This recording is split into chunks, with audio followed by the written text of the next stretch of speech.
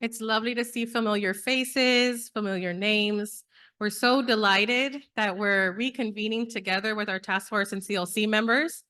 So before we officially start the meeting, I'm just going to go ahead and run through some housekeeping slides.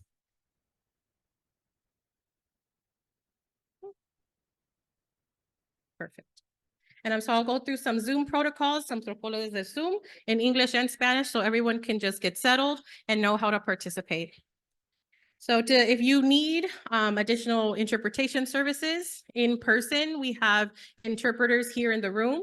If you need a headset and need Spanish interpretation, please feel free and grab a headset from the back of the room. And if you're on Zoom, you want to click interpretation to choose your language, either English or Spanish.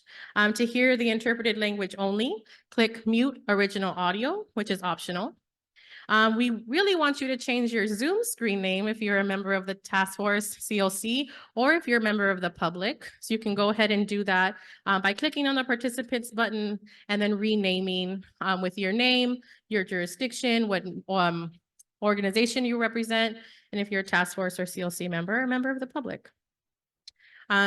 We also want to make sure that we have lively conversation and that we can all participate. So to participate, click raise hand in your meeting controls. You press *9 on the phone line or raise your hand physically in the room or physically on the Zoom. To lower your hand, you click lower hand in your meeting controls. The chat button is located on the control panel at the bottom of your screen. To mute and unmute, click the microphone icon on the bottom left of your control panel.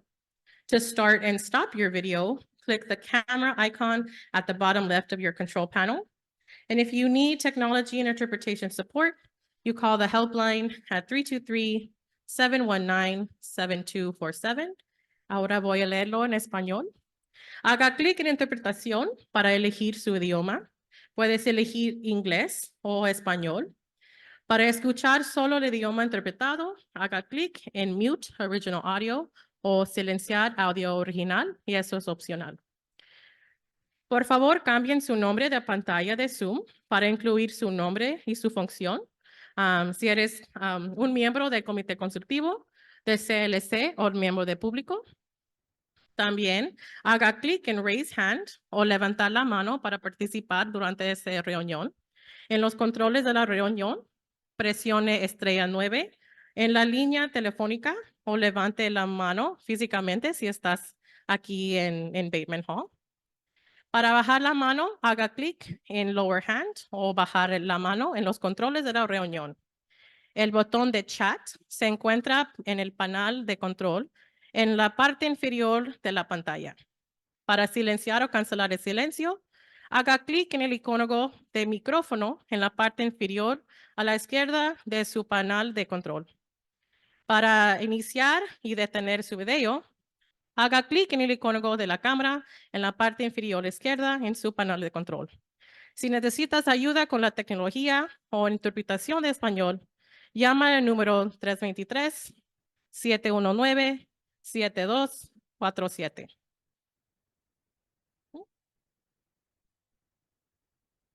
Great. And just before we start, we want to go through the code of conduct from Metro. Metro is committed to ensuring that all participants can fairly and clearly share ideas, comments, and concern about this project. To provide a safe and equitable process, we are asking for your help. During this meeting, please respect the format of the meeting and allow everyone an opportunity to comment. Turn off your cell phones and background noise when you're speaking. Treat fellow community members, agency representatives, Metro staff, and others with respect. Address all comments to Metro staff and consultants and not to other attendees. And we also want to maintain a conversational tone. So now we want to officially kickstart the meeting. And I'm so delighted and happy to introduce the project team that we all know and love. I'm going to introduce Michael Cano, Keandra Kyler Dodds, and Lillian De Losa Gutierrez. Yay, clap.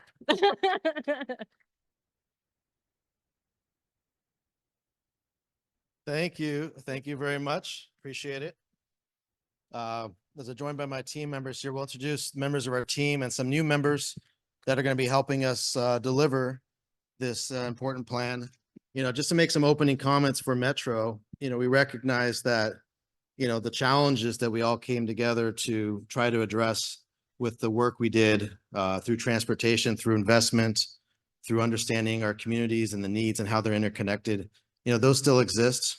We know the communities in our corridor are under pressure in many ways. We know there are still too many accidents on the 710 and local roadways. And I know there's too many public health challenges, climate challenges, economic challenges. So, we are very hopeful with this plan to transition it to the next phase of implementation, that we can tackle these issues head on and really put the dollars that are entrusted to this project to the best use possible, as envisioned by our community members and our stakeholders, as envisioned by the values that we adopted collectively and that our board approved, and as contemplated in the final plan that our board adopted, that has so much promise in it. But it's time to get to work, roll up our sleeves, and there's a lot of infrastructure we need to put into place, including how do our community members participate in that process. So I do want to thank you for being here, especially if you're here. Please enjoy food, drink, camaraderie,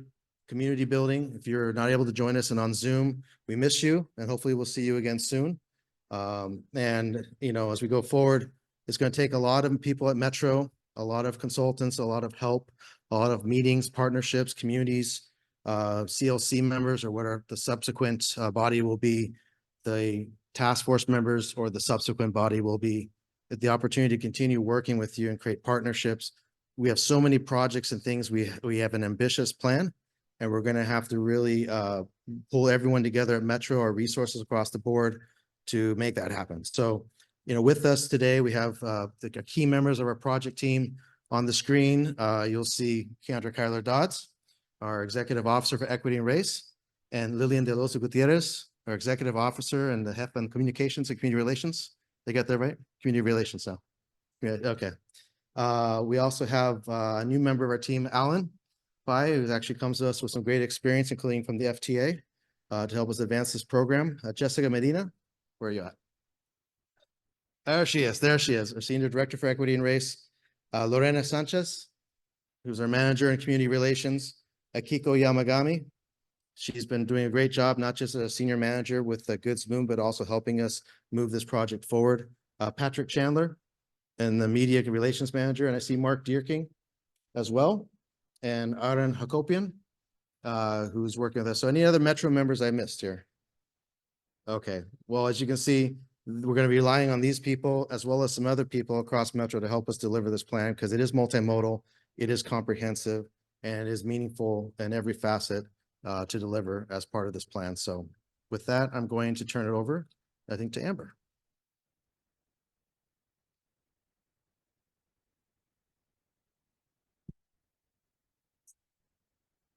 Thanks. Alrighty. Hello. Good evening. I'm Amber Hawks. And for those of you who have been involved in the CLC process or the task force process, you've probably seen me at past meetings. And I'm co-director of a consulting firm called Here. And this is Shannon Davis. So it's great to see everyone back. We are acting as the facilitators today, although a little different from past CLC meetings.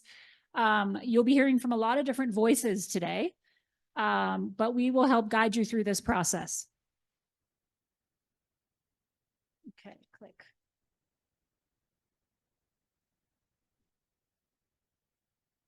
Okay, so with us today, we have lovely CLC representatives listed here. Welcome, everybody. Pleased to be back together again and see everyone having some food together. And we have our long list of task force members, not all of whom were able to join us today. Representation from transportation agencies, CBOs, advocacy groups, environmental organizations. You can read through the list here, but welcome everybody.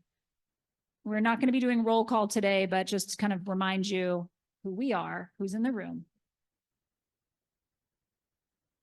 Get used to this clicker. Okay. So today we are going to focus on reintroducing the task force and CLC members and talking about two main things. The first is investment plan updates, talking about progress made since we last saw each other several months ago, and then looking forward to the next phase of community engagement and specifically getting your input on what that process should look like in the next phase of implementation.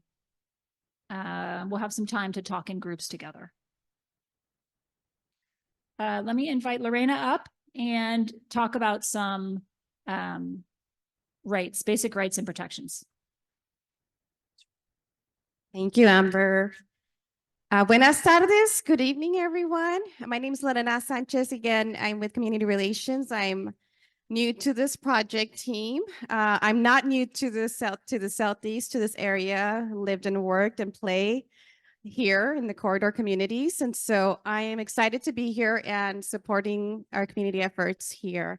What we like to do at Metro at our community meetings is bring some major agency updates at our meetings. And so I was told to keep it short because we have a lot of information to cover that we want to focus on, but I just want to cover some of those. But before I get started, I know we have some folks from representing some of our local leaders and elected officials, and I want to acknowledge and say thank you for being here with us. In the back, we have Viviana Gomez, Transportation Deputy. Thank you, Viviana, for being here. She works for local supervisor Janice Hahn, also our Metro Board Director. And thanks, Viviana. She's in the back. And then also from the City of Long Beach council members, and I'm so sorry, I'm going to probably mispronounce this, Tunoa Trash in Tuk Crush, sorry. Yeah, so, sorry about that. We have Akuya Brown. Akuya, you're back. Thank you for joining us. Okay.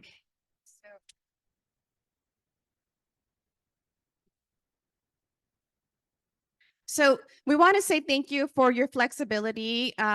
These are some really tough times that our communities have been facing, and we heard you loud and clear that it was really important for you to come together. I know it's been quite a while, but we know that some folks feel safer and better about joining us online. So as you have heard, we have a hybrid option. So welcome to those that are also joining us virtual and are here today as well. So we at Metro, our CEO, Stephanie Wiggins, continues to reaffirm that Metro, we stand with all immigrants in our communities, and we want to make sure that everybody knows that immigrants have rights. And so when you came in, you might have caught some of the cards we brought to inform you, some Know Your Rights cards. Please take some of those to your communities. We all know folks that have been impacted by these ICE raids. And so we want to make sure that we are connecting folks to resources. And so on your slide, you'll see that the County of LA has a web link. There's various resources to provide our immigrant communities with. So you have that information in front of you as well as the cards. So please help us pass the word along. At Metro, we have seen in June some of our ridership go down in June. And we know that lots of families in our communities are not getting out as much. They're not going to work. They're not doing their normal activities. And so that's reflected of what we've been seeing in Metro ridership. But we want to let everybody know that Metro is not engaging with any immigration operations. And to date, immigration agents have not contacted Metro regarding any operations in our system. And we do not collect information or pass along any information of our riders. Next slide, please. So you might have heard Metro has a new chief of police, William Bill Scott. He's, I think his title specifically is Chief of Police and Emergency Management. He's been in public safety for 35 years, 20 7 of those years in LAPD, and then 8 of those years in San Francisco Police Department. And so he will be responsible with building up our public safety department from the ground up. And so this department will continue to be built with sworn officers, ambassadors. Those are the folks that you see in the neon yellow uniforms, neon green or yellow, whatever way we see it. And with transit security and also intervention specialists. So folks that are well-trained to connect our houseless individuals, our communities, those that are struggling with mental illnesses, with the resources, supportive resources that they need. So we will updates as the department gets built. And so if you'd like to get additional information, you can always check out our website. There's information that we will be continuing to provide the public regarding the development of this department. And I think you will appreciate that he has extensive background and experience and working in equity-focused communities. So I know that's important for our local communities. Next slide. And on more exciting news, at Metro, we continue to expand our services. And so you might have all read or heard about our LAX Metro station, transit station. And this is connecting currently with the C line and the K line. And so it takes you from the C line here, you can get to the LAX, closer to LAX. And it won't be until 2026 that you can take the People Mover, which will go get you faster to the terminals. But for now, there are shuttles that are taking and picking up folks from the LAX Metro Transit Center to the terminal and it's going around every 10 minutes. So check it out. It's very exciting. And I believe on weekends, we are providing free rides. So please check that out. It's such an exciting, transit service hub. Let's play. We have a video to show you about that. The best strips for your dips? That's not the video. It's always been Tyson lightly breaded chicken. That's the video. Welcome to the new LAX Metro Transit Center. Right in the creative capital of the world, Los Angeles. From the ocean breezes in Long Beach to the scenic Antelope Valley, adventures are just a ride away. Tap, ride, arrive. Just like that. From brunch in East LA to golden afternoons in South Los Angeles and Santa Monica's sands to the big game in Inglewood, or just a day trip to Glendale, Whittier, and soon the foothills of Pomona. Metro gets you there. Welcome to the new way LA moves. Has anybody been there? Not yet? We definitely invite you to check it out. It's pretty massive. Next slide, please. The last agency update I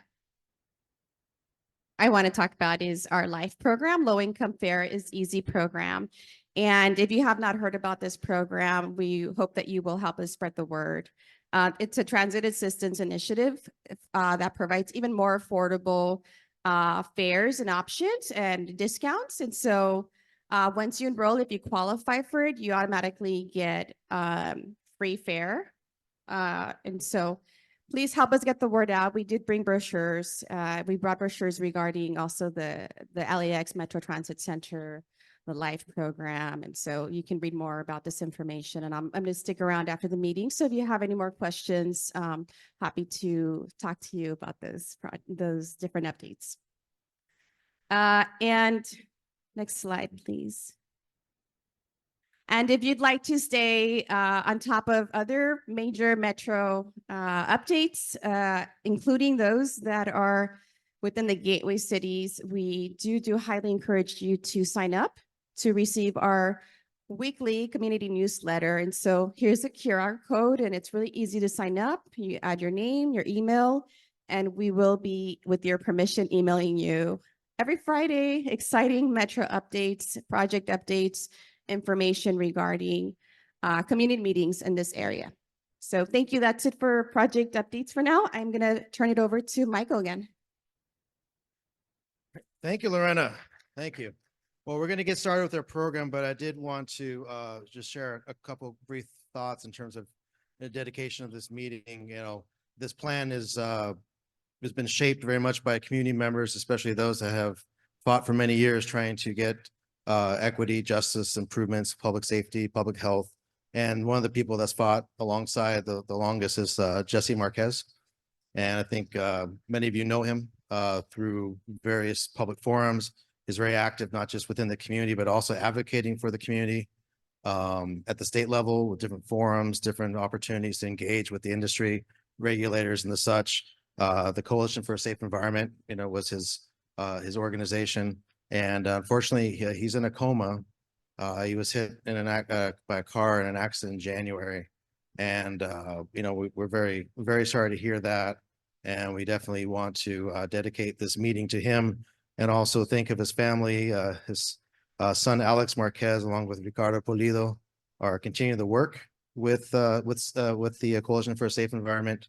But we definitely want to keep him in our thoughts and prayers. And, you know, his fingerprints are on this plan very vividly as much as all of ours. So just kind of open the meeting with that, but then we'll just want to keep him in his thoughts. If you have a chance to talk to his family, you know, extend your best wishes. So with that, I'll turn it over to our team here to begin an icebreaker, but thank you. Thanks, Michael. All right, let's get started. So take a minute. If you're on Zoom, and task force and CLC members, please share this following information with the group in the chat. And for everyone here in person, if you could just turn to your neighbor, let's take 2 minutes, share your name, organization, if applicable, your relationship to the corridor, and your favorite place along the corridor, okay? And then we'll come back and let you know who's online. But just take a minute and talk to your neighbor.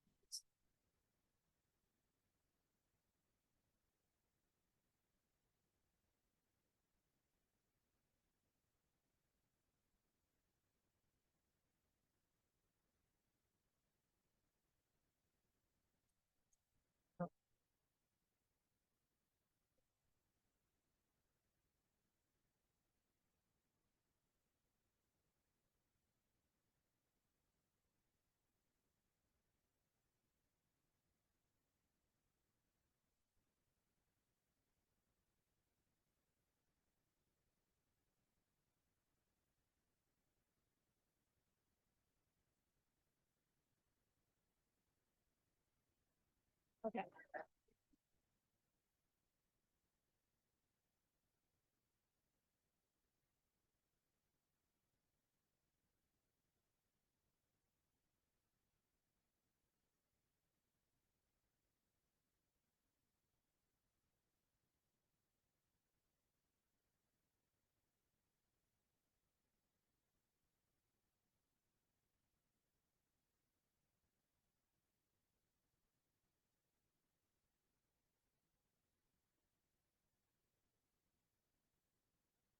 Oh, great. Is a CLC member, right? No, I don't know who that is. Task force.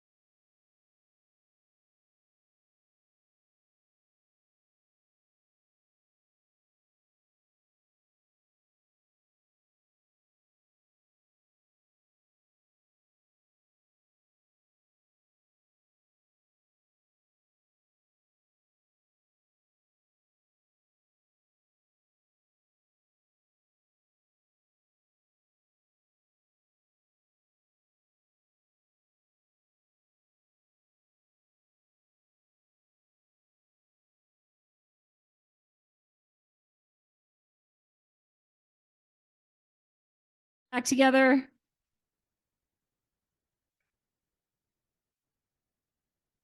Okay. So thank you. Let me tell for the people who are in the room, let me just get a show of hands. How many people are from the task force here? Raise your hand if you're in the task force. Welcome. Okay, and what about CLC members? Where are you? Okay, yay. Okay, welcome. So online, we have about 30 people. I'll read some folks. We got Roderick Diaz, who is a member of the task force, Kathleen Barajas, CLC, who loves the Shoreline Village, Taisha Davis, San Pedro, Brittany Montano from the Office of Mayor Karen Bass, Carrie Che, and Gabriela Eddy from SBCC, and Jamila Cervantes, who is a CLC member, who loves the Los Angeles River. And who else? Robert Loya, Harbor Trucking Association, Fernando Gaitan from Earth Justice. Both of those were task force members. Roderick Diaz, who I mentioned, was from Metrolink. Manuel Ariano, another CLC member, who loves Long Beach. Sylvia Betancourt, who is a task force member representing Lavaca. Terry Osborne, City of LA from Council District 8 on the task force. Cool. Great cross section. All right. So let's go. Let's do this. Today, we are going to hear updates from the Metro team, from us, about progress made on the investment plan. Lots of exciting things to share. We'll talk about the next phase of community engagement, and we will hear your feedback about how Metro should approach CWG, new acronym of Community Working Group, formation and logistics, based on your experience in the task force and in the CLC in the past few years. I'm handing it to Michael. He's going to give you a nice overview. Great, thank you. Yeah, let's go next slide. So I think we all understand that the work that we did together was very different than work that Metro has done in the past on other corridors. It involved a lot of hard work, innovation, new ways of engagement, new ways of participation, bringing together stakeholders in a room that may never have been all in the room together at once to address the complexity of problems on the corridor. And as a result of all the work of the CLC, of the task force, of the community members coming in, the public, we had a plan that really caught a lot of eyes, not just within the region, but also at the state level, even the national level. And so, we've been very fortunate and honored to have received a few awards for the plan's effort. And really, it's a reflection of the people who made the plan work, not just Metro staff, but all of you online, people who participate in this entire process. So the 2 awards that we did receive were from the American Planning Association from the LA section for an award for planning excellence overall, and a tremendous leadership and equity award that was presented by Mobility 21, which is a coalition of government and business and labor and other advocates for transportation for all of Southern California. And that was back in 2024. Additionally, we're going to be presenting, I think Keandra and her team are going to be presenting in Monterey at a 2025 conference called the Waves of Change, talking about the equity components of this plan. And I think one of the things that we've learned, and we've got a lot of calls from colleagues around the country really, is, how do you handle some of these issues? I mean, when you explain all the things we had to discuss and go through and reconcile in a corridor of so many needs and issues, that would overwhelm many other jurisdictions and states in the country. And we had it all here in the 710 corridor and the Long Beach East LA corridor. So this investment plan, reflects your work, and these awards reflect the time, effort, and ingenuity and really commitment that everyone had to coming together with a plan that works, and a plan that can be funded, and a plan that can be implemented going forward. So I think definitely everyone here probably deserves a round of applause from our staff to you, thanking you for this effort. So. And then we have some pictures here, and I don't want to see my face up there, but just again, thank you very much. We'll go to the next slide. And so, just as a reminder, where we've been heading to where we're going, the investment plan does a lot. It recommends projects and programs. They're across different modes, and they were based off of pretty extensive evaluation criteria where there's a lot of discussion about how do you evaluate projects that are very different from each other in terms of what benefits they provide for the corridor and for the communities. The plan takes those projects that ultimately were rising to the top and created a phased funding strategy. We have funding in hand, we have funding coming down the line. We have the ability to move projects forward, but not every single project can move forward immediately, but they will be phased strategically so that we move them as a package together, because some of them are going to take a little bit longer than others given the complexity of the project. This plan is both a snapshot and a living document. It's a snapshot in terms of where we were at the time it was adopted, but we all know, and we have made the commitment that we will continue to improve the plan, revisit parts of the plan, update the plan, come back with more information as we find things are changing, as new funding streams arise or go away. We have to make some pivots and changes, but ultimately there'll be accountability. We'll be going through this process here with the communities and with the technical working group and with our stakeholders. We'll be going through the board process. So if there's any changes that come in the future, it will be very daylighted and very transparent about what we're doing. But ultimately what guides this plan that won't change are the values, the guiding principles of equity and sustainability, the goals of the plan, the vision statement that we spent many, many days and weeks putting together. That's going to guide us. So as things change and move and shift around the world around us, we're going to be relying on those core values that you all helped us put together and that we agreed upon as the center of this plan. So that's a commitment we make to you. Next slide. So the investment plan, the projects and programs are very important. The projects are specific initiatives that are really designed to improve infrastructure, and they come across different modes: active transportation corridors, arterial roadways, transit, maybe some bus corridor improvements. You might see some new stations for bus stops that are in disrepair or missing, furniture or accessibility, freeway interchanges, you see the list that we have in the plan.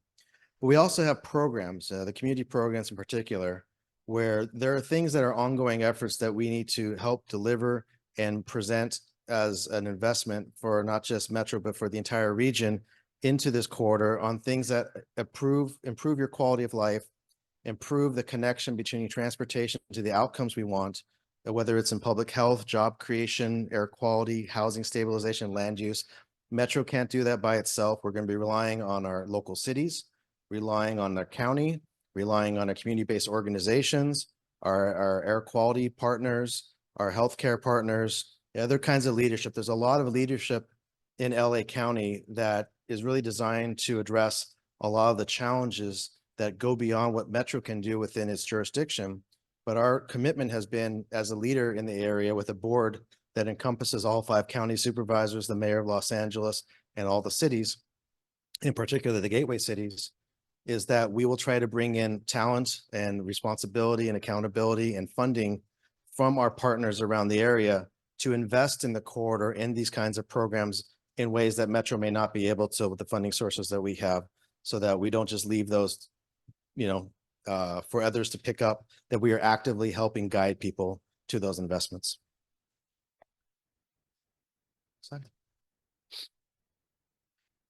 So some of the key initiatives that we've completed or they're underway at this point. In the back, you saw some printed copies of the CLC Reflections and Recommendations Report. This was a key effort that our Office of Equity and Race and our team led, which was, to take all the work that was put in, all the lessons learned, and believe me, there were many lessons, growing pains, coming together, understanding, doing something we've never done before on the scale at Metro, and maybe not done before anywhere in the nation, really, in terms of bringing together members of the community who have an active stake in developing investment priorities for their corridor, for their communities, and working with them through a process that was transparent and help provide leadership and advisory services for Metro to understand, to put into our plan that our board wanted to see, that complemented all the many different needs that were in the corridor and the ways that we approached it. So the CLC really, we needed to interview people, talk to them, get reflections, what worked, what didn't work, how do we improve our coordination with the community going forward. And some of those lessons learned obviously are going to be carrying forward into the next stage, which we'll talk about in a bit. But that report is available. If you don't have a copy here, I think we can get you a link for that and make sure that you have a chance to read it. If you haven't had a chance to read it, many of you contributed to it. So thank you for participating in that. We also have an equity toolkit for healthy communities. And I think this is something that really we heard loud and clear throughout the entire process was, what are you doing for public health? How is transportation being leveraged for public health needs? We need to connect these investments in a way. And I'll admit there was work to be done to make that even more connected and more apparent. And I think this equity toolkit that was being developed is one of the ways that we can approach that. It's really an innovation that's come from this plan that's not going to only help this corridor, but our ability to invest throughout LA County because there's a lot of public health needs throughout the region. Of course, in this corridor, highly concentrated. Number 3, the Rail to River Segment B. This is a project that is moving forward that we have funding for in the plan. And this is something that we've allocated funding to them. They actually said, okay, it's time for the funding that you have in the plan. We need it. We need to package together and we need to go to construction. And so the funding has been programmed that you approved in this plan. It's gone out the door to the Rail to River Segment B project, which will be a tremendous active transportation improvement connecting LA River to the A line. The zero emissions truck project.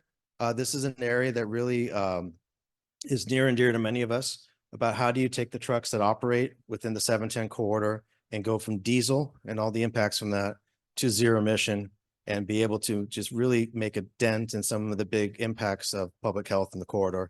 And there's many people here, champions that have helped us along the way that participated in our zero emission truck working group. Akiko Yamagami is leading that group for us, and I will give her tremendous credit.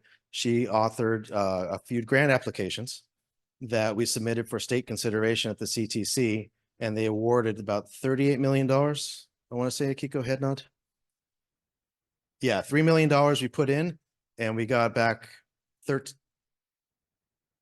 million of investment that will be going towards 2 zero emission truck depots. I think there's a meeting that's listed in here later on about some of the engagement work on it, but that's really a tremendous down payment on this vision to take the funding that the board gave us and bring in over $200 million of investment in the corridor for zero emission trucks, working with the private sector and others to make that happen. So that's a tremendous job. Well done.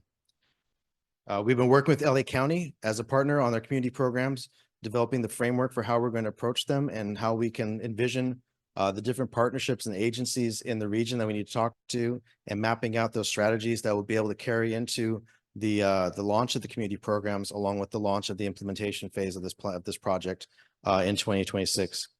And then finally, we had $9 million of funding that was dedicated to the Shoemaker Bridge Shoreline Drive project. We allocated that at the board to them, and they're using those funds to advance the projects. Shoreline Drive is the focus, and that hopefully will be done before the Olympics, which is basically moving the connector from the 710 freeway to downtown Long Beach over so that we can reclaim a lot of park space that currently is carved up by those freeway on-ramps and off-ramps that will create more community quality of life, air quality benefits, as well as just a safer approach into Long Beach. And I'll be turning over to Shannon, who's going to talk a little bit more about the CLC Reflections and Recommendations report. Okay, before we begin that, we have a quick commercial break where we wanted to announce that we have a council member from Huntington Park, Nancy Maris, is here with us. Hi, thank you for joining. Happy to have you here. And then one other notice, staff has alerted us that there is a gray Audi with the windows down. So if you want to take care of that, feel free to run and do that. Okay, back to our programming. So we'll talk about each of these components. First, we're going to talk about the CLC Reflection and Recommendations report that was put together. So as Michael mentioned, this is a report that outlines the CLC process, lessons learned. We had quite a few lessons learned as part of that process, and we wanted to memorialize it so that Metro could use that in the future to guide future efforts. We'll talk about the process for putting this together, but it involved interviews with CLC members, task force members, project team members, and those recommendations are already being used today. So it's in practice here today during this presentation, as well as in other Metro efforts. Okay, so this is what it looks like on the inside of the report. And again, if you need a link for it, we can send that along, and it's also uploaded to the database, and Laura's showing it in the back. So she has a copy if you want to see it. So their interviews were conducted with 8 CLC members, 6 task force members, Metro staff, consultants, and it was really a moment to really reflect on the process, understand, lessons learned, what could have been done better, what we're aiming for in the future, and how to guide future efforts. There was also a survey that was circulated to all CLC members that asked all of those same questions, and that we generated the report with. Okay, so some of the key recommendations, one of which was making scoring criteria for the application process to become a CLC member, making that more transparent. We heard that loud and clear. And so as we start to talk about this next phase of work, the community working group, one of the big conversation points that we're going to have today is about the application criteria and workshopping that together as a group. Also, what we heard was to make sure that Metro staff is actively engaged in presentation delivery, hearing it from Metro staff directly and the importance of that. And so again, heard that loud and clear. And so we're doing that live in this presentation together. We also heard to create a Planning 101 curriculum or a handout. So opportunities for engagement and empowerment education. And so capacity building and having opportunities for trainings and more information will be part of this next phase as we move forward. And then prioritizing in-person gatherings, especially at the beginning of the work that we're doing together, really starting to get to know each other, and building that camaraderie as a group.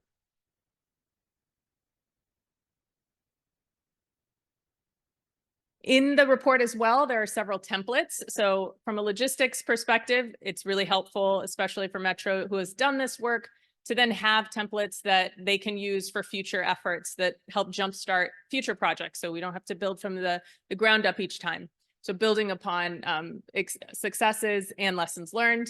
Some of those elements and those templates include language for scoping. So for future community work, logistics, schedules. We all, as a CLC, I know we learn to be flexible with kind of timing and scheduling and understanding which parts of processes are going to take longer, and really incorporating that into how we move forward with community groups. Okay, and with that, I'll pass it off to Jessica to talk about the equity toolkit component. Thank you. Hi, everybody. Michael mentioned earlier, but one thing that we did in this last process was that we piloted the equity planning and evaluation tool for Metro. And we did that as part of our equity working group with CLC members and task force members. And we had a lot of questions come up along the way, like, how does Metro think about this thing related to equity? Where can we find resources? And then as planners, specifically internally as staff, we also relied a lot on consultants to help us with answering those questions, translating what we were hearing from community members and task force members. And what we did over the past 12 months, we've been doing is we've been trying to put that into a toolkit that can be available to other planners within Metro, not just focused on multimodal corridors, but really thinking about when we're talking about equity as an agency, what does that look like? And how do we all kind of operate from similar principles? So this resource will be available in the fall. It does incorporate input from what we heard throughout the process. And then next slide, please. It also has been developed in partnership with community-based organizations. So our Office of Equity and Race worked with planning, worked with the Office of Sustainability, and 5 CBOs, Los Angeles Neighborhood Initiative, SAGE, who are not in the corridor necessarily, but we did work with CBE a little bit in that process as well. And the toolkit will be available in the fall. It'll be available publicly, and we hope that you all engage with it and continue to provide feedback on how we operate as an agency in terms of equity. Thank you. And I'll hand it to Akiko. Thank you, Jessica. So for the next 4 slides, I was going to talk about more in detail the Rail to River Segment B project, zero emission truck program in coordination with LA County. And lastly, but not least, Shoemaker Bridge and Shoreline Drive project. But Michael had already talked about them in detail, so I'm going to skip those 4 slides. That said, if anybody has any questions about those projects, I will stay back after the meeting. So come to me to ask questions. One more slide. Next. Next. Thank you. So I'll take a few minutes to talk about what we are doing internally to prepare a project team for the next phase. So administratively, we have 3, I guess, big things going on. One is we are building Metro's internal project team to prepare us for phase 2. And then speaking of phase 2, as Michael mentioned previously, we are transitioning the CMIP as a plan to implementation.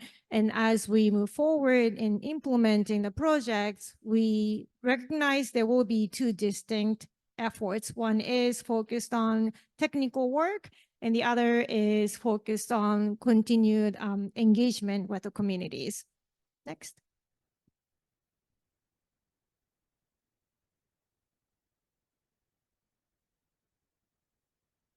So onboarding project team or building Metro's project team to lead the next phase. Once again, I do want to call out Alan Pai, who is a senior director. He's got a lot of work ahead of us, but we're very excited to have him.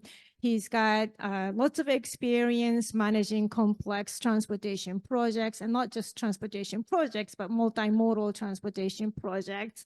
And with that, we will be focusing on developing the scopes of work for technical work as well as the community engagement. And we hope to bring on consultant teams to help us make hopefully a smooth transition from the plan to implementation.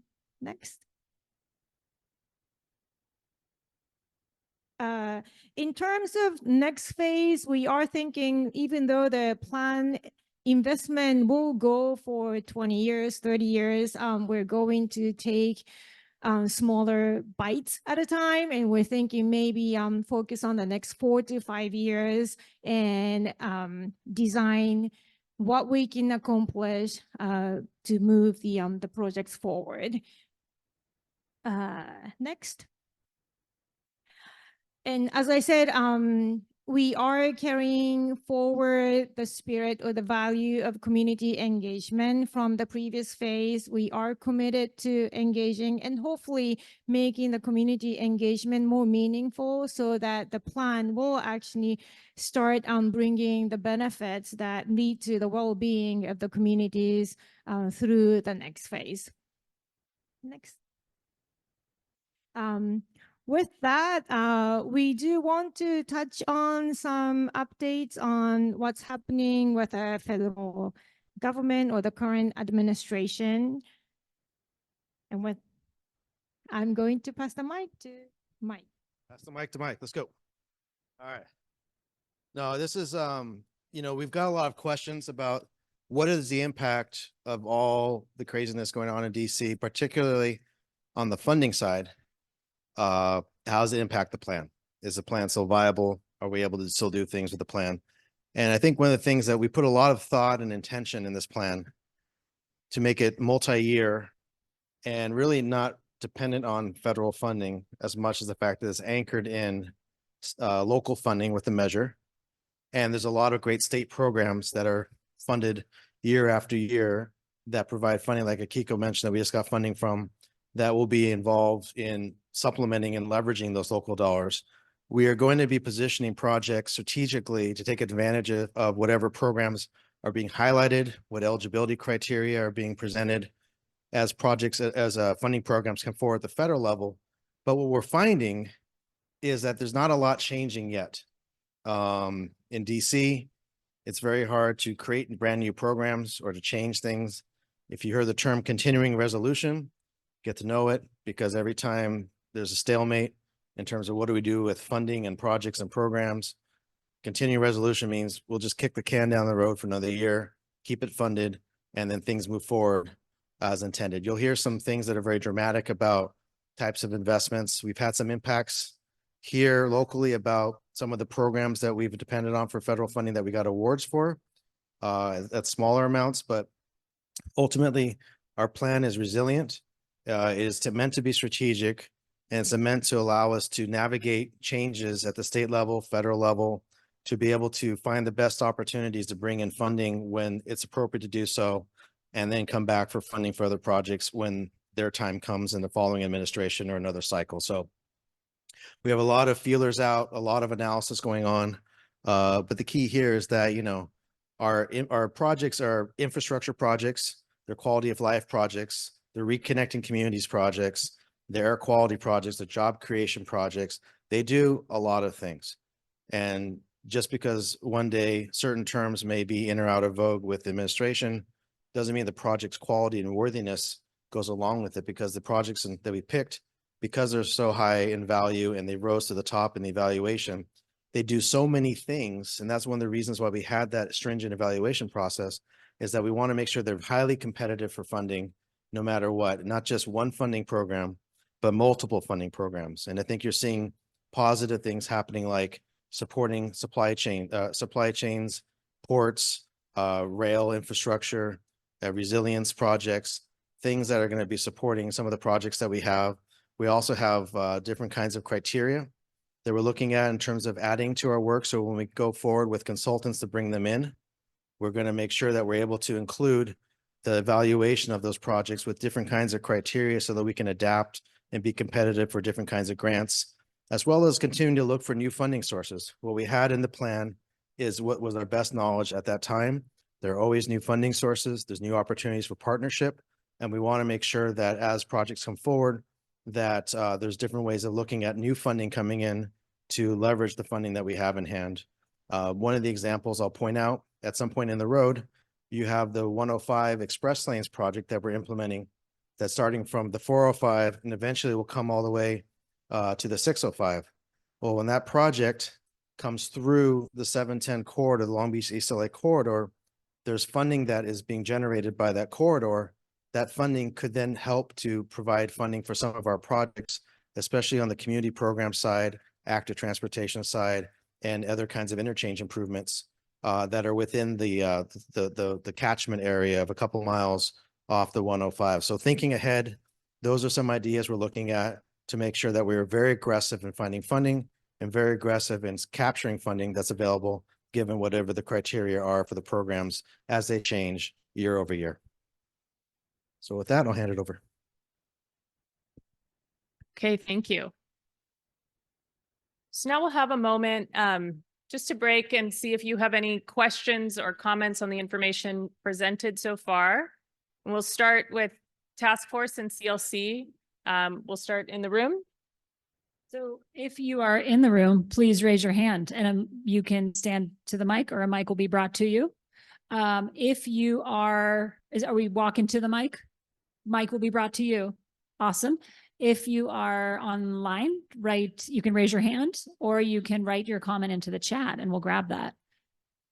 And then we'll have a moment for public comment as well, both right after the in-person conversation and also virtual as well. And we'll be moving into other topics as well, and having opportunities for comments also. But any questions so far?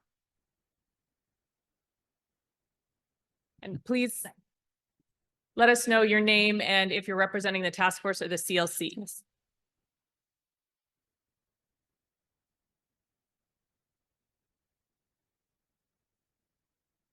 Thank you so much. Chris Chavez with Coalition for Clean Air, also formerly, or well, yes, still on the task force. Just a couple quick comments. First, wanted to express appreciation to Metro staff for the sensitivity to some of the immigration issues that are happening currently in the sense of fear out there. There were just actually ice raids not too far from my neighborhood a couple days ago. So it's a real threat. And, I do appreciate Metro being sensitive to that concern.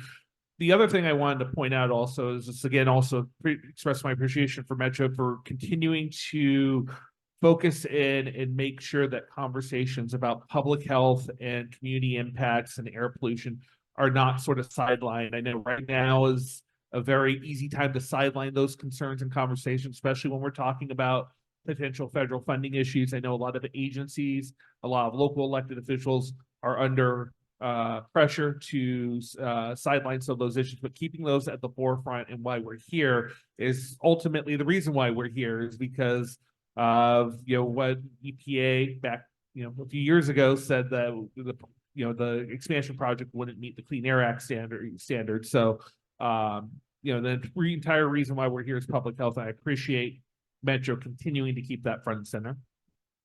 Thank you so much. Thanks for that comment. Appreciate that sentiment. Other comments from anyone in the room? Yeah. Again, your name and Task Force CLC. Mario Dominguez Jr. here, resident of Southgate. So, look, you people are late with these meetings. I mean, we're how many months deep into 2025? I mean, we're speeding into September. These meetings should have commenced back in April. So unless even if the entire state of California is going up in smoke and you got fires going up and down the state, these meetings need to proceed on Zoom. You have the technology, you're capable of doing it. So that's my instruction to the Metro folks here. If you're going to continue with these meetings, I must insist that you proceed with having them take place on Zoom so that we can all participate. That's all I have for now. Okay, got it. Thank you for that comment. As a reminder, if you wouldn't mind holding the public comment till right after the Task Force CLC in just a minute, but thank you for that comment and we appreciate it. Task Force CLC members, anyone else? Anyone? Okay, we got one. Great.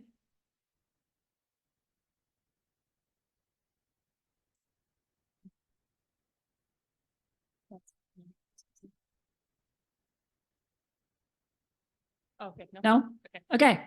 Going once, going twice. Okay, I see one question online from a CLC member. Will we need to apply again to be on this committee? Great question. We are going to talk about that in the next session. So please hold that thought so we can explain the thinking about the next phase of engagement. Anyone else online? Okay. Okay, you got one?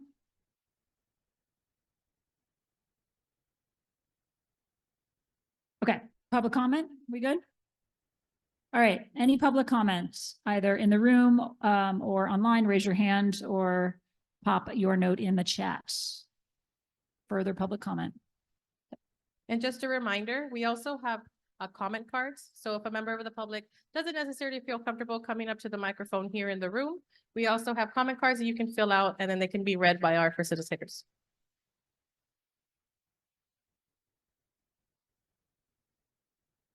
We actually have a comment by a CLC member. CLC member. Me llamo Rodolfo Vallejo, vengo de la comunidad de Huntington Park. Mi pregunta siempre ha sido, ¿cómo van a escoger a los candidatos para formar estos comités? Porque hay personas que son oportunistas y dicen, yo voy a ir a ver qué me dan. Y ese no es el concepto, ese no es la filosofía de una comunidad seria y que quiere avanzar. Quisiera saber eso. ¿Cómo pueden escoger ustedes los candidatos?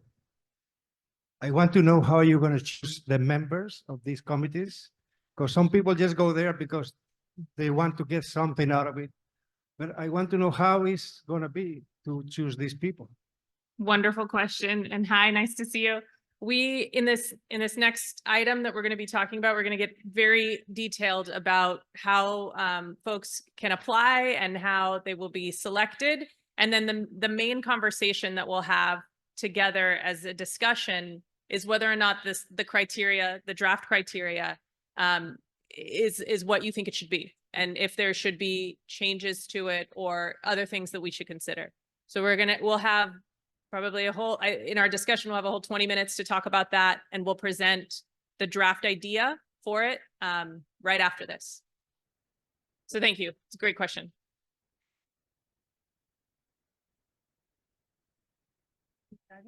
Okay, yep, we have one more. Oh.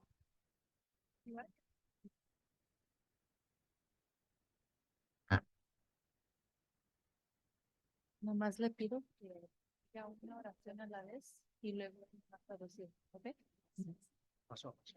Sí.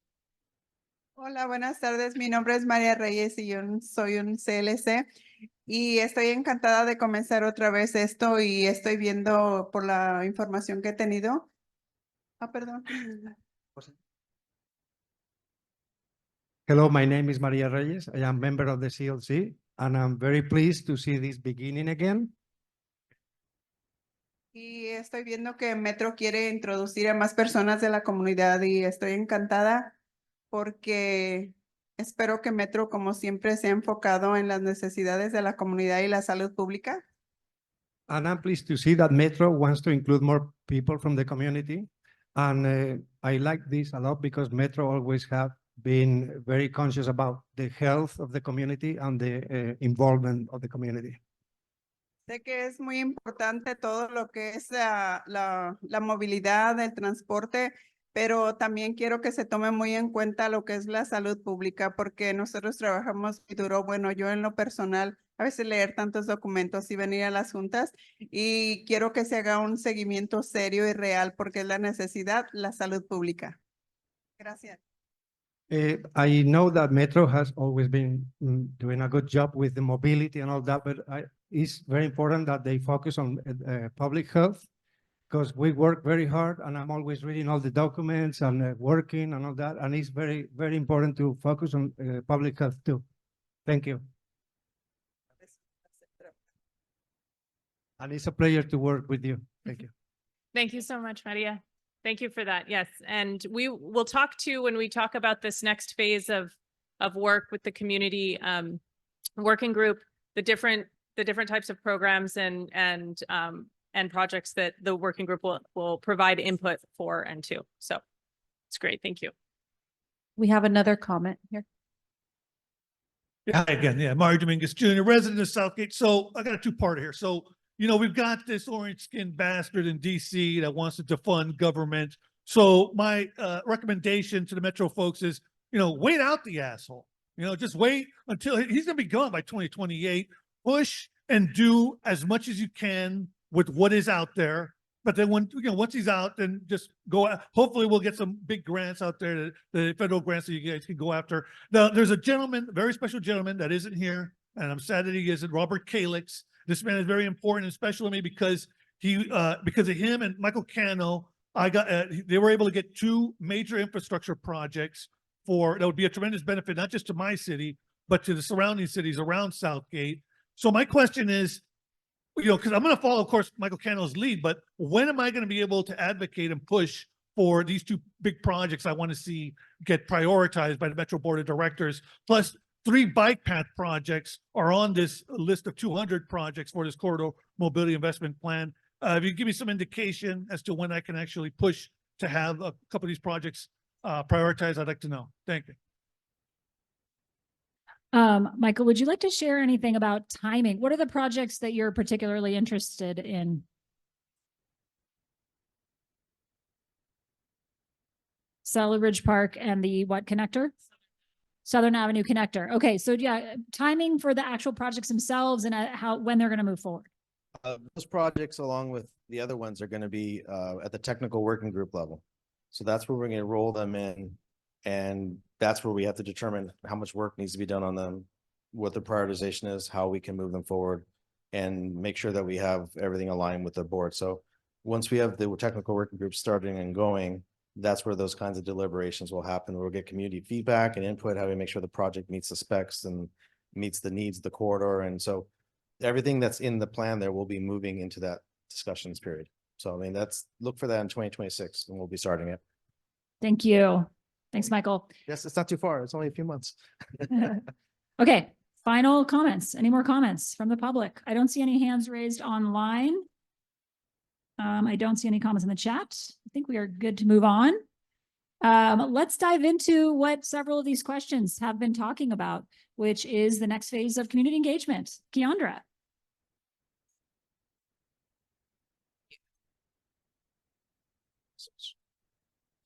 Okay, hi everybody. Okay, so a little bit more presentation before we turn and we hear from you.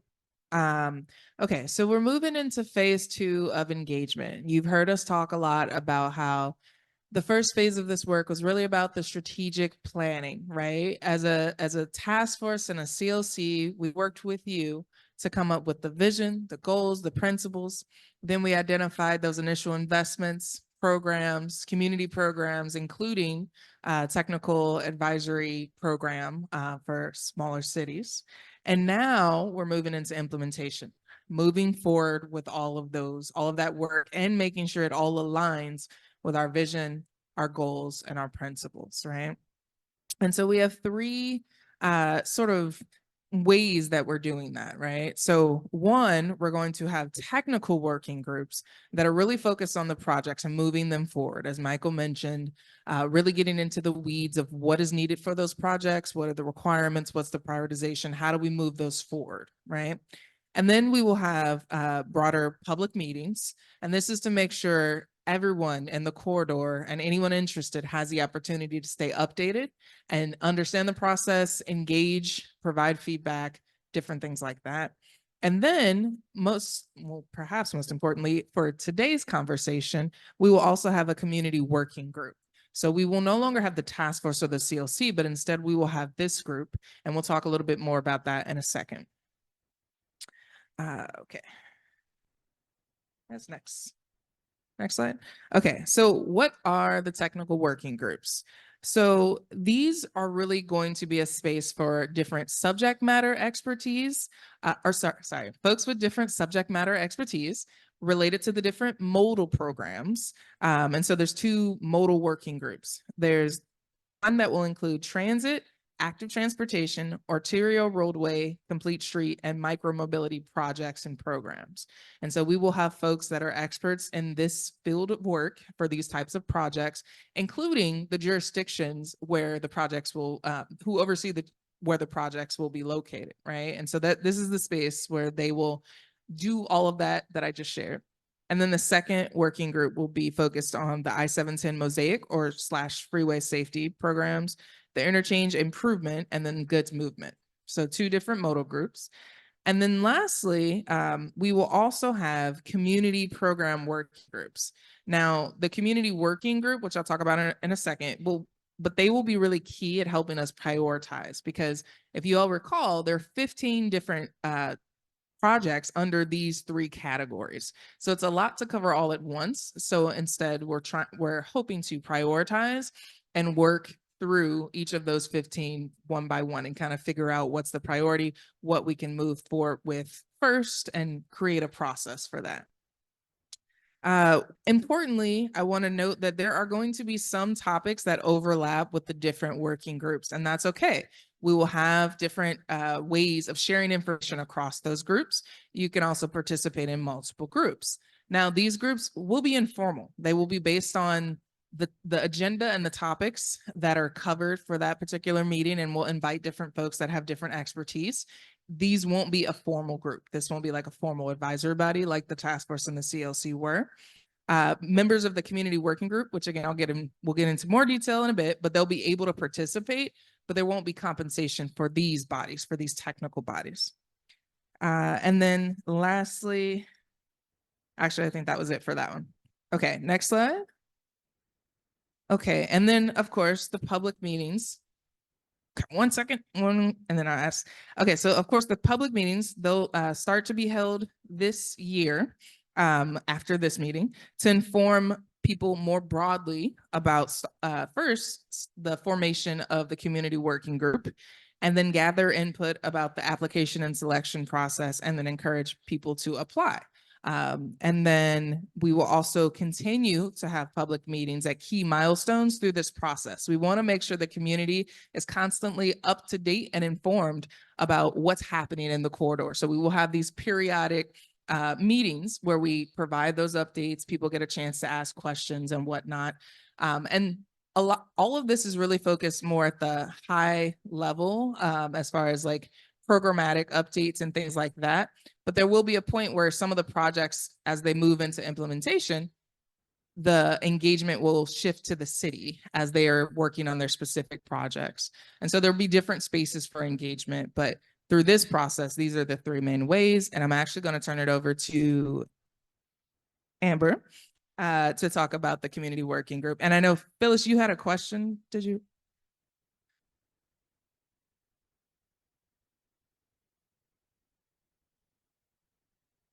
The pool of people?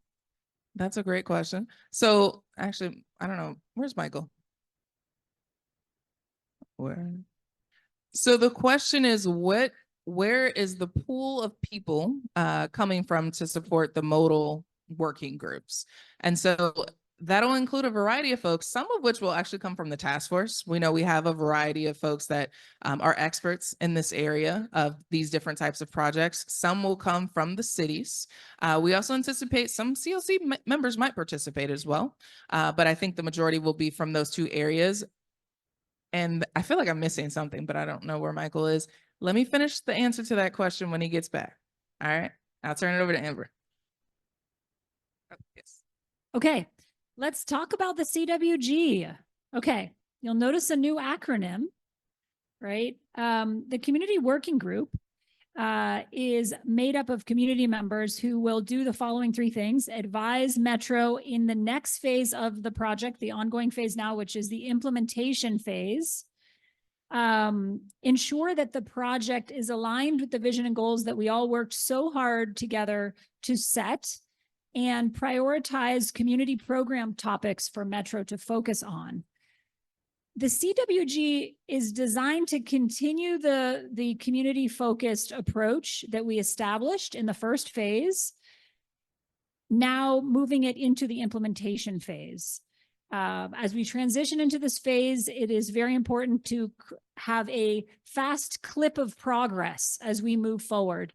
And so the CWG will be designed to work toward implementation. The goal is to get things done, to your point earlier about wanting to move things a little more quickly.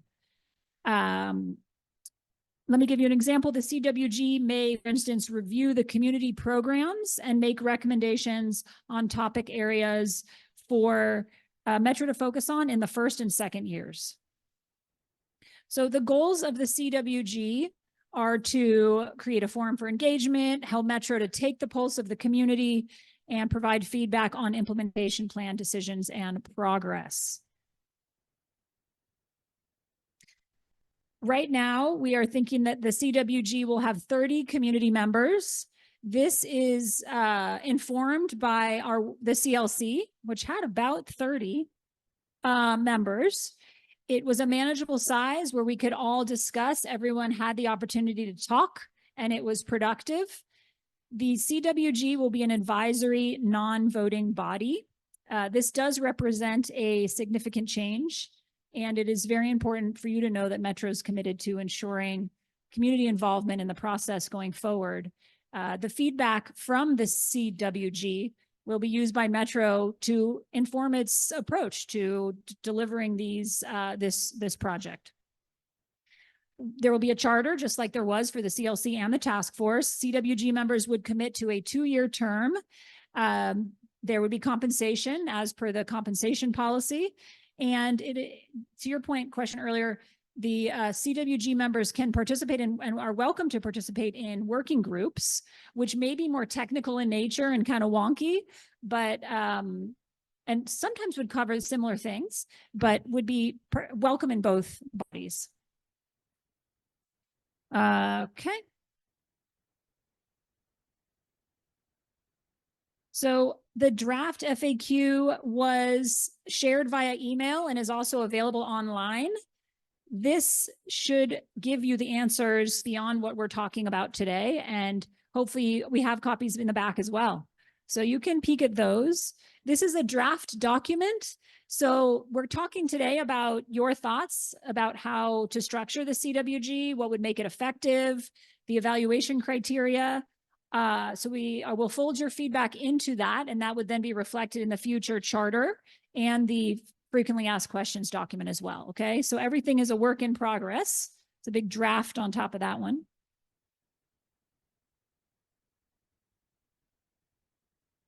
Okay, and with that, we'll get into a conversation about how CWG members will be elected. So we've had a couple of questions about the selection process. So we have taken a first draft at drafting the application criteria. Again, the conversation that we'll have in just a few minutes when we break out into groups is going to be about this selection criteria and what you all think of it. As a starting point, we started with the selection criteria that was used during the development of the CLC.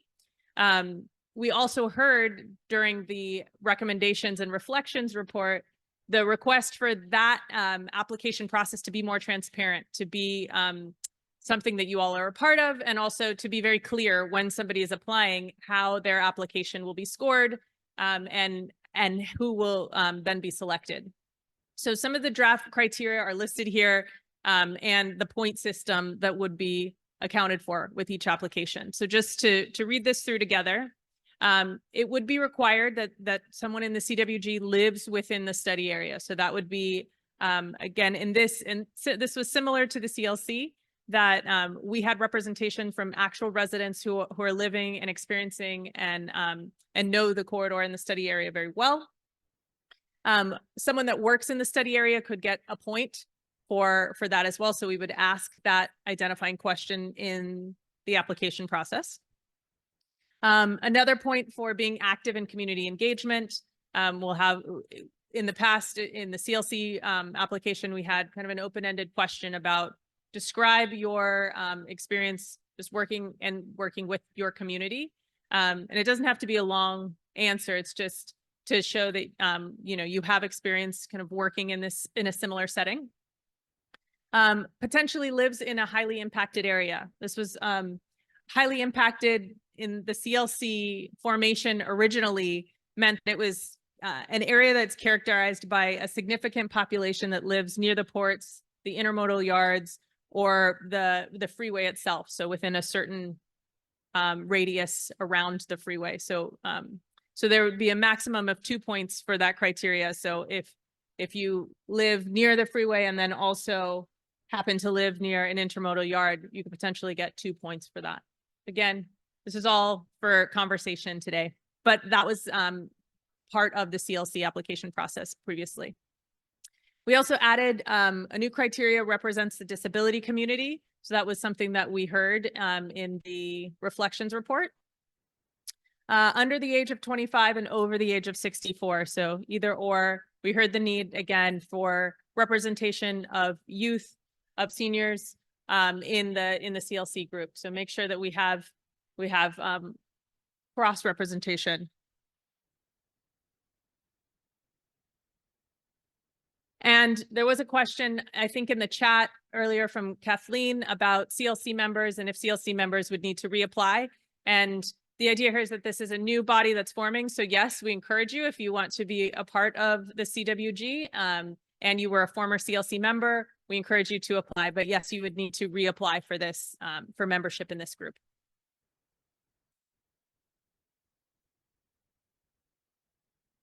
Okay. So we have all together in the room and on virtual Zoom, we will have about 20 minutes or so to talk about all of these criteria and questions that you have.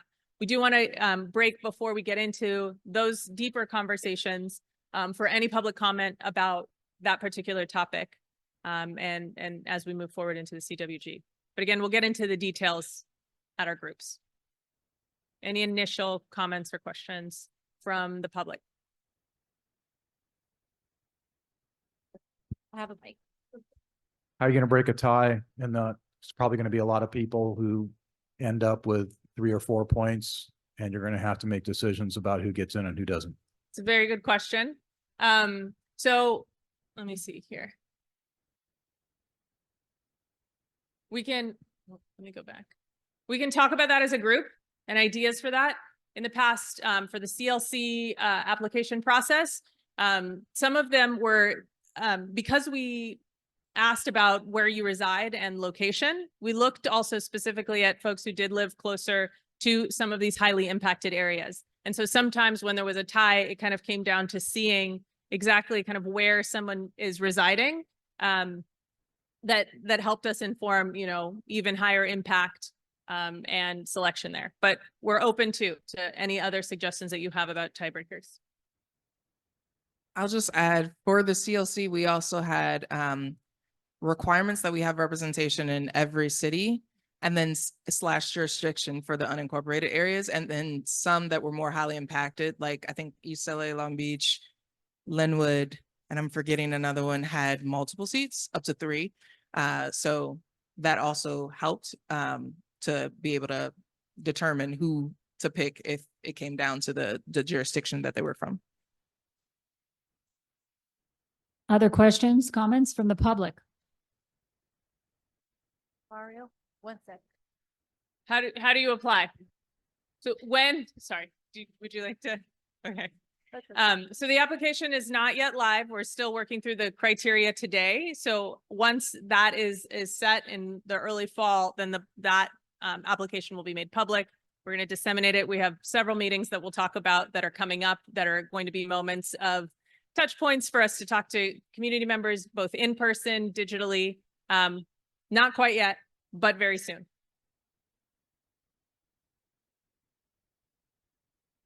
Yes.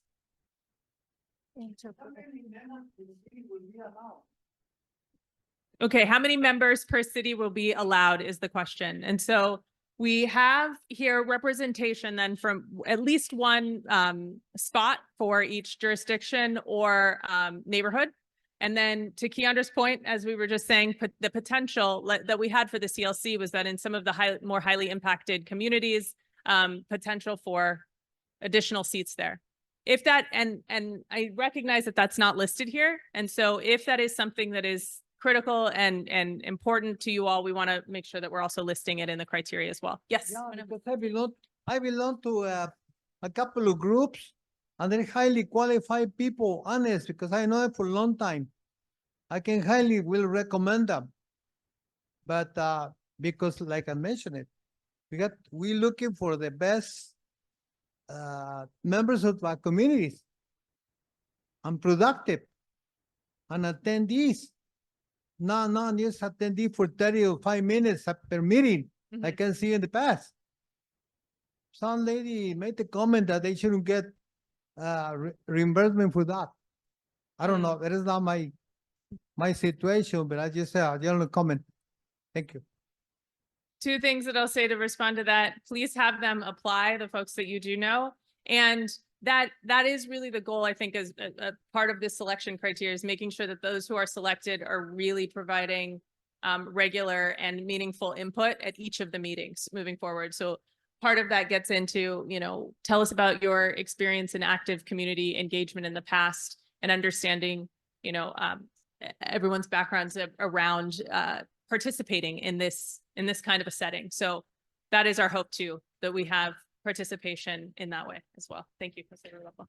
Any other burning comments, or can we get into our discussion groups now? Okay. Do we have one more? One more.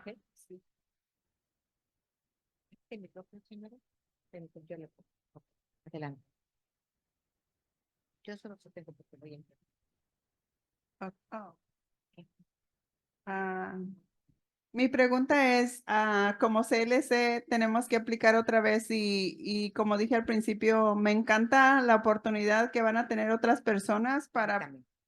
As I previously said, as a CLC, is there going to be other people that can apply? Pero también como en su evaluación final para elegir al nuevo grupo de los, ¿cómo se llama? CWG. During the final evaluation, and how do you say the CWG? como nosotros somos de Long Beach, mi compañero y yo, Marcos, y pues sí se me haría como si quedamos afuera, Marcos and I, we are from Long Beach, and for example, if we don't happen to stay in, y en lo personal a mí es algo que me apasiona porque tengo, no digo que soy una experta, pero he aprendido durante toda esta trayectoria de las necesidades de mi comunidad y me siento como represento por muchísimos habitantes que hay ahí. Tan solo donde yo vivo hay unas 1,500 personas que viven ahí adentro, pero creo que la que estoy involucrada nomás soy yo, así que sería la voz y no me gustaría pues quedarme afuera, pero también es una buena oportunidad para nuevas personas que son súper expertas y que van a aportar lo mejor para hacer un cambio a la salud pública. personally, I would like to say that I have a lot of passion in this, and I would really like to stay involved in all this. In the area in which I live, there is approximately like in that surrounding area, like 1,500 people. And I would really, really like to stay in this and to participate. Pero sí me daría tristeza quedarme afuera porque hacer esto me apasiona. Gracias. I would be very, very sad if I would be left out because I truly do have a lot of passion for this. Thank you. Thank you so much. Yes, great. Thank you. Thank you. En español. Oh, usted lo haga. Okay, so we have until 8 here, so we do want to break out into groups so we can get into. We have one more Oh, question. one more. Yeah. ¿En español? Por favor. Hola, buenas tardes. Mi nombre es Brenda. Trabajo para la Fundación de Legal Aid de Los Ángeles. Hi, my name is Brenda and I work for the Legal Aid Foundation of Los Angeles. Y quisiera que por favor nos explicaran un poco más la naturaleza del nuevo grupo. ¿Qué significa que sea solo de consejo y eso, cuál es el cambio que tiene con el grupo pasado? Gracias. And if you could please explain to us the new concept of the group and the advisory group and the difference from the past to the one now? Thank you for that question. You want to start? Okay, so the new group largely mirrors in many ways the CLC, the Community Leadership Committee. One of the key differences is we won't have a task force anymore. It's just going to be this group that's advisory. In the past, the CLC was advisory to the task force, who was advisory to the Metro Board. And now it's just going to be this group. So that's a key difference.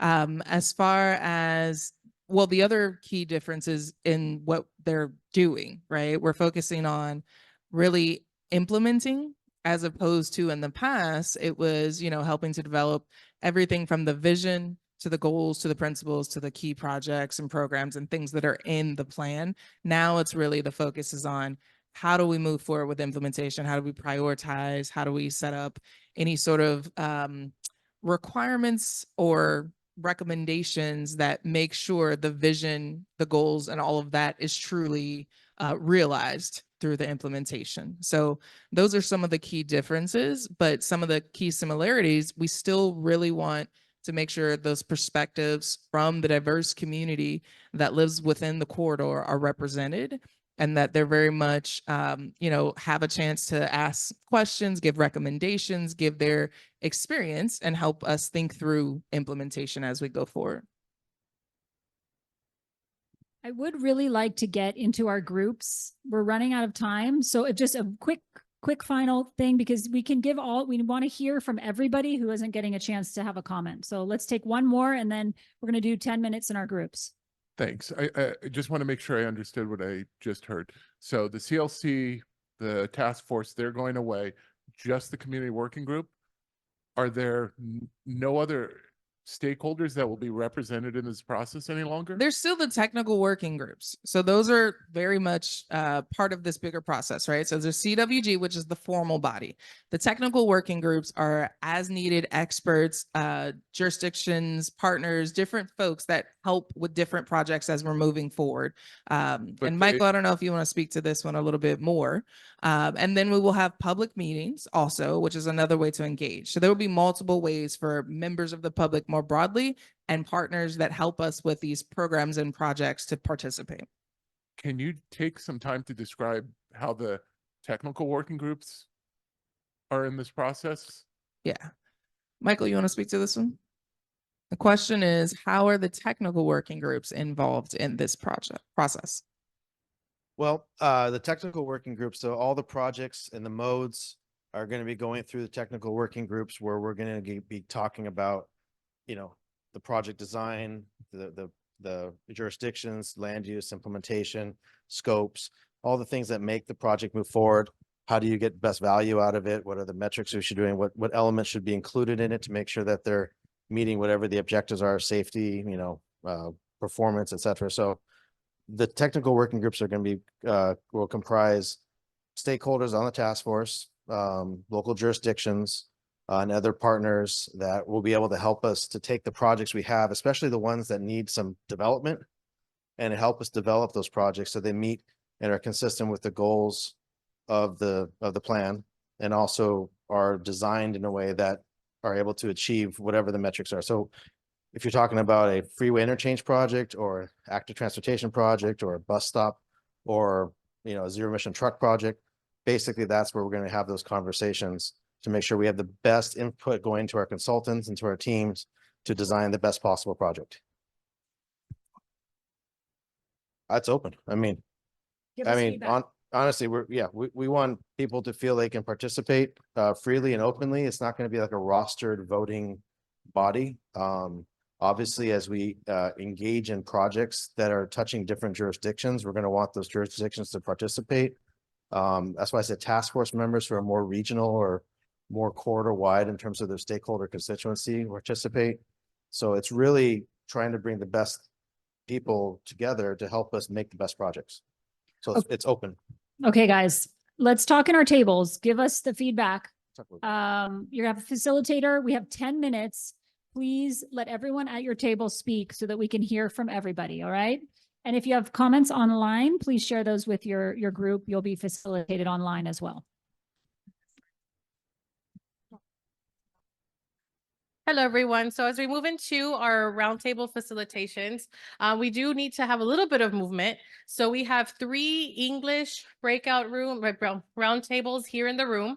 So you'll see table 1, table 2, and table 3 with a board for each one. So if you want to join and come closer to the table, if you want to participate in English in the room. We also have a table dedicated to those who speak Spanish. So si hablas español y quieres participar en una discusión solamente en español, vaya ahí atrás por la derecha, a donde está Melissa, y puedes participar en esa discusión. Also, if you are online, everyone who is online will participate in an English breakout room discussion. You will just stay in the main room, so you will not move. Si estás en Zoom y quieres participar en español, puedes elegir el breakout room en español y vas a juntar con la discusión en español. So if everyone can go ahead and just move quickly if you need to join a table, or move to join a language-specific table, go ahead and do that right now. Okay, guys. We didn't have necessarily as much time to chat that we wanted to. So you are welcome to send any additional feedback into the project team, and we'll give you the contact information to do that. Okay, guys, just a couple more slides to come back together to talk about timeline and next steps, so you know where we're going. Okay. If the group in the back can come on forward, thank you so much. Okay.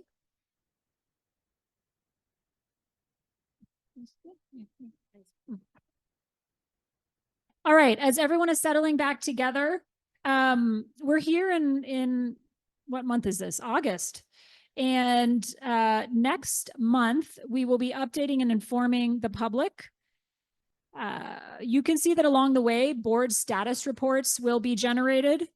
October to November is when we are intending to release the CWG application.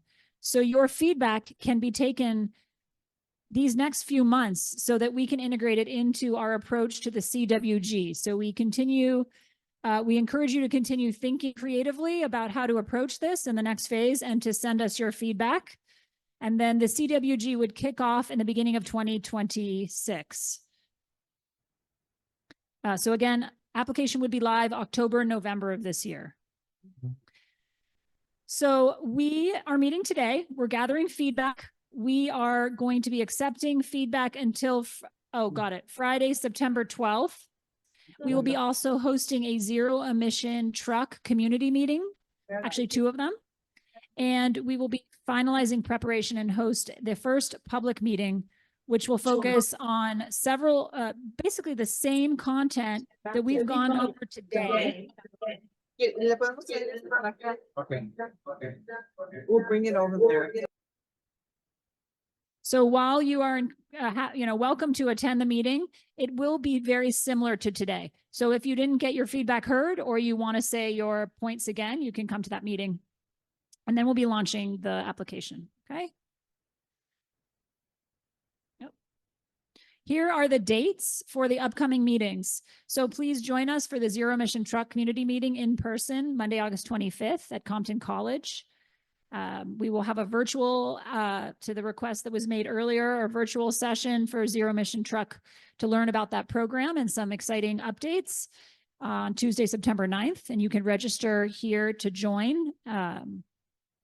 If you need that link, you can come and talk to us afterward. And then there's a public meeting that I mentioned on Thursday, August 28th.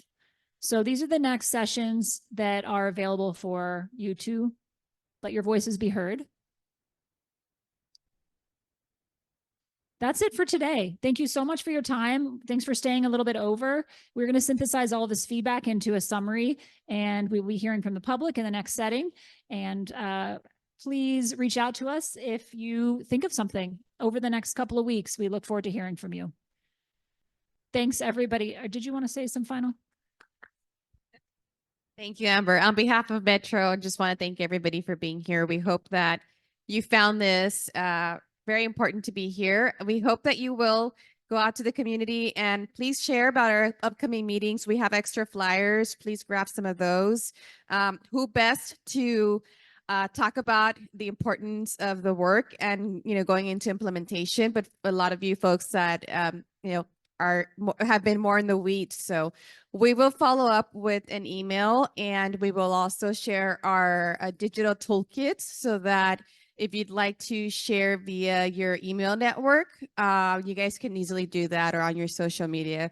We are looking for all the support that you can give us to get the word out widely. So please, we'll follow up with that. Thank you so much for being here. Gracias por estar aquí.